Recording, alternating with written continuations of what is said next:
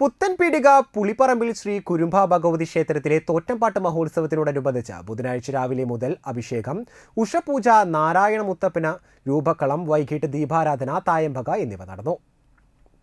രാത്രി ശ്രീ ഭഗവതിയുടെ രൂപക്കളത്തിലേക്കുള്ള എഴുന്നള്ളിപ്പ്, തുടർന്ന് തോറ്റംപാട്ടും പൂജയും എന്നിവയും നടന്നു.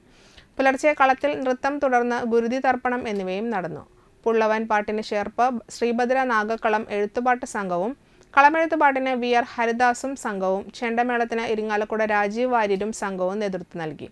പൂജാ ചടങ്ങുകൾക്ക് കരിപ്പായി സുനിൽ ശാന്തിയും കാർമ്മികത്വം വഹിച്ചു.